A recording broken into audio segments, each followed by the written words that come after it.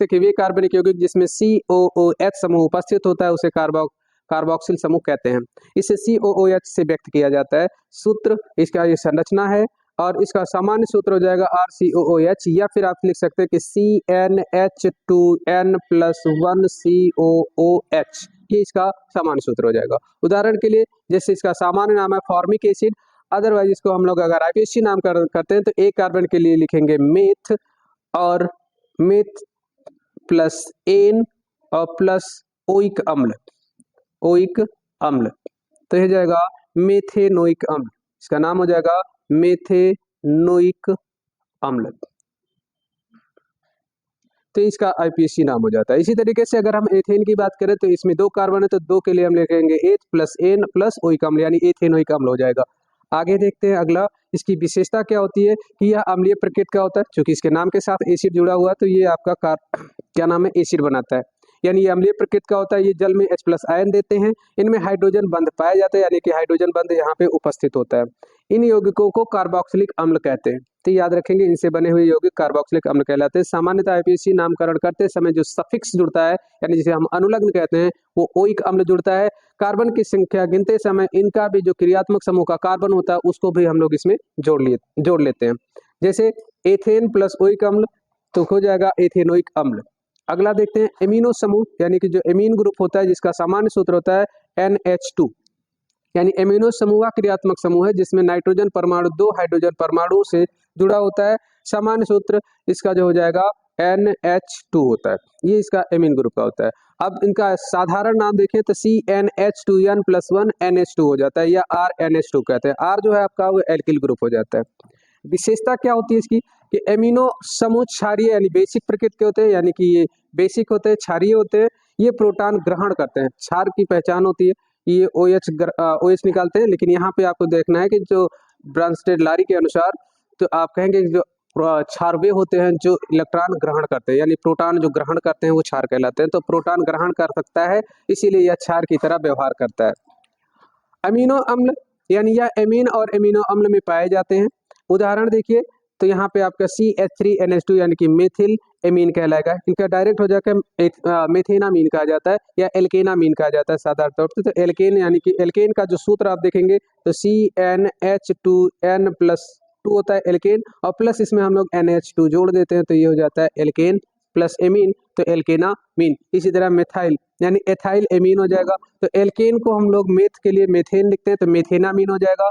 उसी तरह से एथेन है तो एथेनामीन हो जाएगा या एथाइल एमीन हो जाएगा। उसके अलावा आपका ग्लाइसिन यानी एमिनो अम्ल कहलाता है, अमीनो अम्ल होता है जिसका सूत्र होता है NH2CH2COOH। तो ये होता था ग्लाइसिन का सूत्र जिसे हमने एमिनो अम्ल, एक प्रकार का एमिनो अम्ल होता है। उपयोग और महत्व अगर देखें तो प्रोटीन और एमिनो अम्लों की संरचना में महत्वपूर्ण भूमिका निभाते हैं। औषधि और रंग डाई जो होता है और प्लास्टिक के निर्माण में भी इनका उपयोग किया जाता है। तो ये इसके महत्व और उपयोग हैं। आगे देखते हैं क्लोरो, ब्रोमो तथा आइडो, यानी जिसे हम हाइलोजन ग्रुप कहते हैं। हाइलोजन ग्रुप में जो आपका आ जाता है वो आ जाता है क्लोरो, ब्रोमो, आइडो ग्रुप आ जाते हैं। ठीक है, तो ये तीनों हाइलोजन क्रियात्मक समूह होते हैं। फ्लोरीन भी होता है लेकिन फ्लोरीन कम मात्रा में पाया जाता है, तो ज्यादातर हम लोग क्या नाम है क्लोरो, ब्रोमो और आइडो की बात करते हैं। तो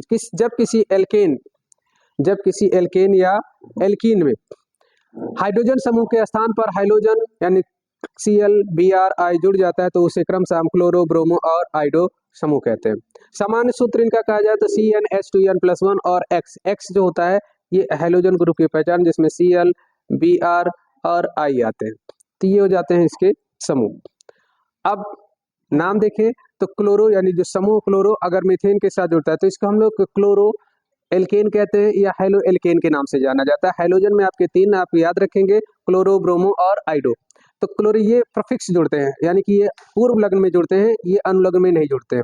ये चीज आपको ध्यान रखना है। तो सबसे पहले हम लोग क्लोरो यानी हाइलो ग्रुप लिखते हैं, फिर हम एल्केन यानी कि जो मूल रूप नाम होता है वो लिख देते हैं। तो जैसे यहाँ पे आप देखें एग्जाम्पल के तौर पर, तो आपके पास है मेथिल क्लोराइड, साधारण नाम उसका होता है, लेकिन IPSC जब नाम लिखेंगे तो पहले हम लोग क्लोरो को लिखेंगे, यानी कि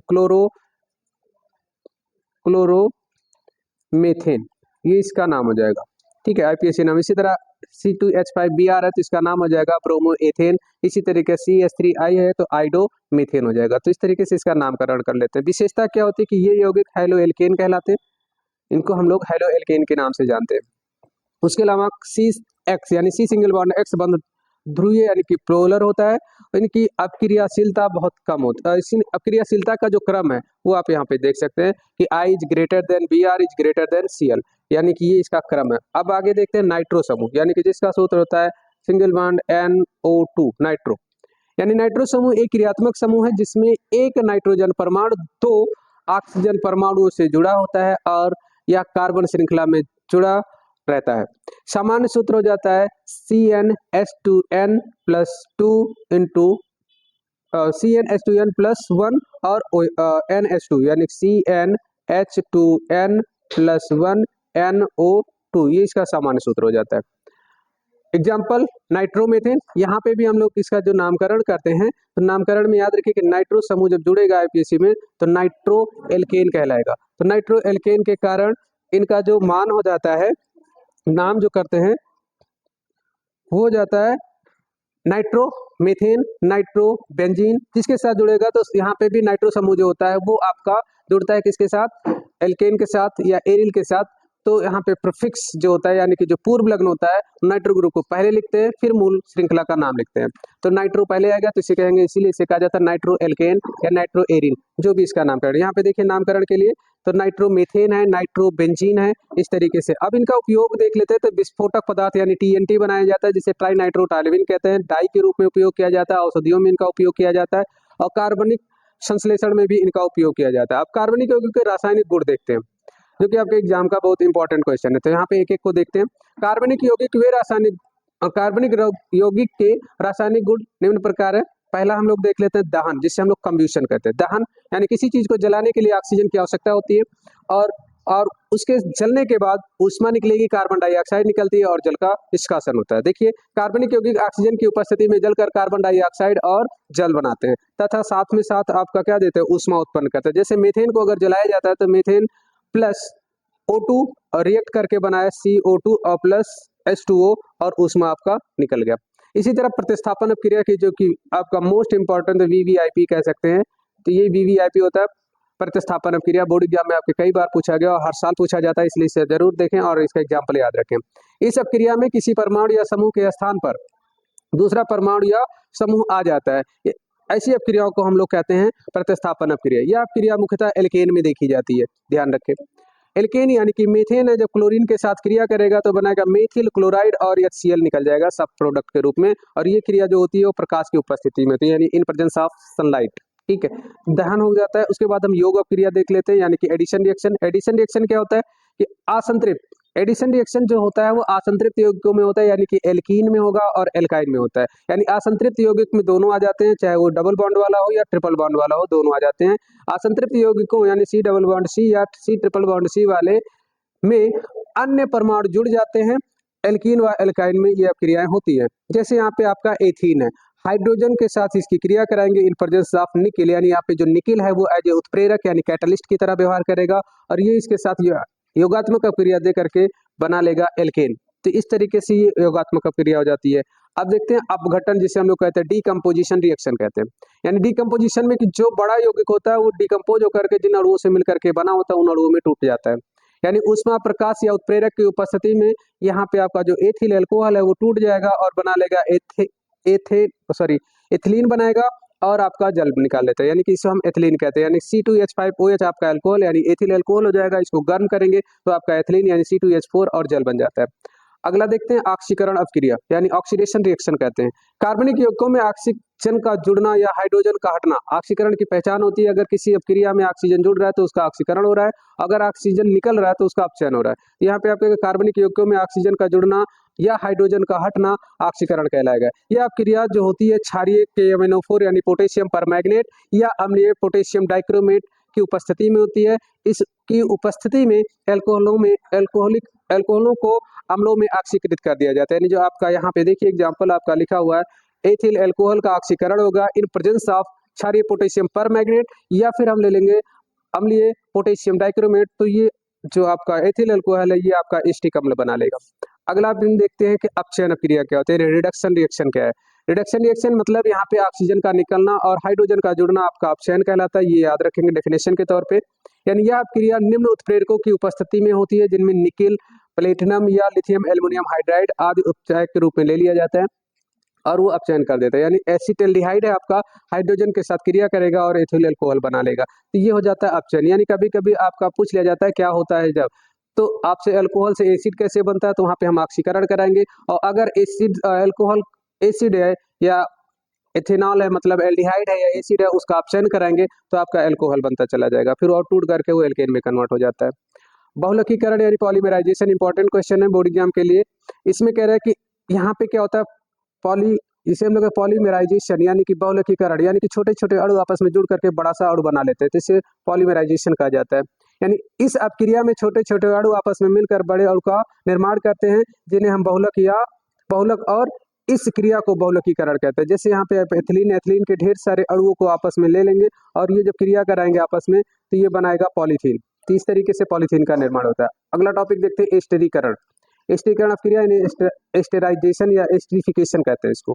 एस्टरीफिकेशन में क्या होता है कि अम्ल और अल्कोहल बनकर के एस्टर का निर्माण कर लेते हैं। याद रखिएगा, अम्ल और अल्कोहल को अगर आपस में क्रिया कराते हैं तो एस्टर बनता है और जल का मॉलिक्यूल निकल जाता है। जैसे यहाँ पे आपका है एस्टिक अम्ल और एथिल अल्कोहल, दोनों को आपस में क्रिया कराएंगे तो हमारे पास जो प्राप्त होगा प्रोडक्ट के रूप में यानी उत्पाद जो बनेगा वो एथिल एसीटेट बन जाता है और जल का मॉलिक्यूल निकल जाता है। आगे देखते हैं एथिल अल्कोहल। एथिल अल्कोहल क्या है कि एथिल अल्कोहल एक कार्बनिक यौगिक है जिसका रासायनिक सूत्र C2H5OH होता है। इसे एथेनॉल के नाम से भी जाना जाता है। यह अल्कोहल वर्ग का सदस्य होता है। अब इनके भौतिक गुण क्या होते हैं कि ये दिखने में रंगहीन होते हैं, पारदर्शी होते हैं और वाष्पशील होते हैं। यानी कि अल्कोहल को खुला रख देंगे तो ये वाष्प के रूप में उड़ता रहता है। इसमें तीखी गंध आती है, इनका क्वथनांक लगभग 78 डिग्री सेंटीग्रेड होता है, ये चीज आप ध्यान रखें। यह जल में पूर्णतः घुलनशील होता है। आपने देखा भी होगा, आपने आसपास में लोग अल्कोहल में पानी मिला करके ड्रिंक करते हैं, ठीक है। यह ज्वलनशील होता है और नीली ज्वाला के साथ जलता है, तो इसकी पहचान होती है, मतलब भौतिक गुण होते हैं जिसे आप देख करके आसानी से पहचान सकते हैं। एथिल अल्कोहल बनाने की विधि, एथिल अल्कोहल बनाने के लिए सबसे जो विधियां इस्तेमाल की जाती है, जो आपके बोर्ड एग्जाम में पूछा गया, वो किण्वन विधि, जिसे हम लोग फर्मेंटेशन मेथड कहा जाता है। फर्मेंटेशन में क्या करते हैं कि एथिल अल्कोहल को बनाने के लिए हम लोग क्या करते हैं, शर्करा लेते हैं जिसमें गन्ने का रस हो सकता है, या कुछ लोग आप गुड़ से भी बना सकते हैं। तो गन्ने का रस लिया जाता है, उसमें खमीर यानी ईस्ट डाल दिया जाता है। जो क्रिया करता है ईस्ट, वो 30 से लेकर के 35 डिग्री सेंटीग्रेड पर ये काम करता है, ईस्ट यानी खमीर।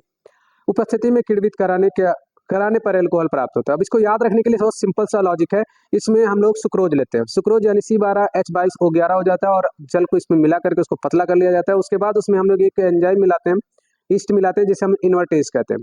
इन्वर्टेज जब मिला देंगे तो ये सुक्रोज को कन्वर्ट कर देगा ग्लूकोज और फ्रक्टोज में। और फिर ग्लूकोज को हम लोग जब हम लोग क्या नाम है जाइमेज डालते हैं तो ग्लूकोज आपका कन्वर्ट हो जाता है एथिल अल्कोहल। तो इससे शॉर्ट ट्रिक है, याद रखिए कि इन्वर्टेज इक्वल टू कन्वर्टेज, यानी कि कन्वर्ट किया जाता है। कन्वर्ट यानी कि सुक्रोज कन्वर्ट करने के लिए हम लोग उसमें इन्वर्टेज मिलाते हैं, जो कि एक यीस्ट होता है, और ये इन्वर्टेज जो होता है ये सुक्रोज को कन्वर्ट करता है फ्रक्टोज और ग्लूकोज में, यानी ग्लूकोज और फ्रक्टोज में। उसके बाद जाम बनाने के लिए हम लोग जाइमेज बनाते हैं, यानी कि ग्लूकोज को जाइमेज मिला करके हम लोग क्या बना लेते हैं, जाम, यानी कि अल्कोहल बना लेते हैं। तो जाम बनाने के लिए हमें क्या जरूरत होती है, जाइमेज की जरूरत होती है, ठीक है। तो इस तरीके से हम अल्कोहल बना लेते हैं। इस विधि में क्या होता है ये आपको बता चुका हूँ कि गन्ने का रस लेते हैं जिसमें पानी में घोल देते हैं, या यहाँ पे जो यीस्ट लिया जाता है इन्वर्टेज और क्या नाम है जाइमेज, ये जो क्रिया करता है, मतलब ये सबसे इनका ऑप्टिमम टेम्परेचर जो होता है वो 30 से 35 डिग्री सेंटीग्रेड पर अच्छे से कार्य करते हैं। सूक्ष्म जीवों द्वारा कार्बनिक यौगिकों को धीरे धीरे सरल कार्बनिक पदार्थों में तोड़ने की क्रिया ही किण्वन कहलाती है। यानी कि जटिल कार्बनिक यौगिकों को सरल कार्बनिक यौगिकों में तोड़ने की क्रिया ही आपका किण्वन कहलाएगी। कुछ समय बाद आपका जो अल्कोहल तैयार हो जाता है, यानी कि जो आपका सुक्रोज है, कुछ समय के बाद वो अल्कोहल में कन्वर्ट हो जाता है, बदल जाता है।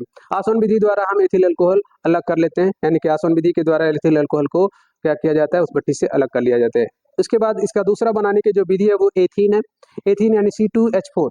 एथीन से हम लोग क्या करते हैं, एथिल अल्कोहल कैसे बनाते हैं, यानी एथीन में जल का योग करते हैं, उसके बाद अल्कोहल आपका बनके तैयार हो जाता है, ठीक है। तो यहाँ पे जो फास्फोरिल अम्ल होता है वो उत्प्रेरक की तरह कार्य करता है, यानी कि एथीन लेंगे, यानी कि एथिलीन लेते हैं, एथिलीन पर हम जल का रिएक्शन कराएंगे, जल में डाल देंगे, उसके बाद इसमें हमें एक कैटालिस्ट लिया जाता है जो फास्फोरिक अम्ल होता है, इसके साथ उपस्थिति में ये क्रिया करके एथिलीन कन्वर्ट हो जाता है आपका एथिल अल्कोहल में। आगे देखिए कि एथिल ब्रोमाइड से कैसे बनाया जाता है एथिल अल्कोहल। इंपॉर्टेंट रिएक्शन है कि एथिल अल्कोहल बनाने के लिए हम लोग एथिल क्या नाम है, क्लोरोएथेन ले लेंगे, ब्रोमोएथेन ले लेंगे या आयोडोएथेन ले लेंगे। इनकी क्रिया जलीय पोटेशियम हाइड्रॉक्साइड या सोडियम हाइड्रॉक्साइड के उपस्थिति में क्रिया कराते हैं। इनके साथ क्रिया करके आपका जो बन जाएगा वो एथिल अल्कोहल बनेगा। अगर पोटेशियम हाइड्रॉक्साइड, जलीय पोटेशियम हाइड्रॉक्साइड से क्रिया कराते हैं एथिल ब्रोमाइड की, तो आपका एथिल अल्कोहल प्लस आपका जो सब प्रोडक्ट हो जाएगा यानी सह उत्पाद जो बनेगा वो बनेगा पोटेशियम ब्रोमाइड। आगे देखते हैं एथिल एसीटेट। एथिल एसीटेट से क्या होता है, कैसे बनाया जाएगा एथिल अल्कोहल, यानी अम्ल या क्षार की उपस्थिति में एथिल एसीटेट की जल से अपक्रिया के फलस्वरूप, यानी कि हम क्या करेंगे, एथिल एसीटेट ले लेंगे और उसकी जल के साथ क्रिया कराएंगे अम्ल या क्षारीय माध्यम में, तो बनेगा दो प्रोडक्ट, एक बन जाएगा आपका एथिल एक बनेगा आपका एसिटिक एसिड और दूसरा बन जाएगा आपका एथिल अल्कोहल। तो ये होता है एथिल एसीटेट से अल्कोहल बनाने की विधि। अब रासायनिक गुण देखते हैं। रासायनिक गुण में पहला आपका आ जाता है फिर से दहन, जिसे हम लोग कंब्यूशन कहते हैं। एथिल अल्कोहल का जब दहन करेंगे तो कार्बन डाइऑक्साइड जल बनेगा और ऊष्मा निकल जाती है। दूसरा देख लेते हैं सोडियम के साथ अब क्रिया, यानी कि एथिल अल्कोहल की अगर सोडियम के साथ क्रिया कराते हैं तो सोडियम एथॉक्साइड बन जाता है और हाइड्रोजन गैस के रूप में निकल जाता है। अगला देख लेते हैं ऑक्सीकरण, यानी एथिल अल्कोहल का ऑक्सीकरण करेंगे तो एल्डिहाइड बनेगा और पुनः उसका ऑक्सीकरण कर देंगे तो हमारा एसिटिक एसिड बन जाता है। निर्जलीकरण की क्रिया देख लेते हैं, जिसमें डिहाइड्रेशन कहते हैं, यानी कि यहाँ जल का मॉलिक्यूल जरूर निकल, जहाँ पे भी डिहाइड्रेशन शब्द आता है तो याद रखिएगा कि वहाँ पे जल का मॉलिक्यूल अवश्य निकलता है। यानी यह क्रिया शांत सल्फ्यूरिक अम्ल की उपस्थिति में 170 डिग्री सेंटीग्रेड पर जब हम इसकी क्रिया कराते हैं तो एथिल अल्कोहल बना लेगा एथिलीन और जल का मॉलिक्यूल निकल जाता है। एस्टरीकरण देखते हैं। एस्टरीकरण क्या कि एथिल अल्कोहल की एसिटिक अम्ल के साथ जब क्रिया कराते हैं तो हमारा प्रोडक्ट जो बनेगा वो एथिल एसीटेट बनेगा और जल का मॉलिक्यूल निकल जाता है। तो आप देखेंगे पूरे चैप्टर में कई ज़्यादा रिएक्शन रिपीट कर रहे हैं, तो इससे आपको तैयार करने में बहुत मदद मिलेगी। तो आप ज़्यादा से ज़्यादा इसको पढ़ें और रिपीट करके अपना तैयारी अच्छे से कर लें।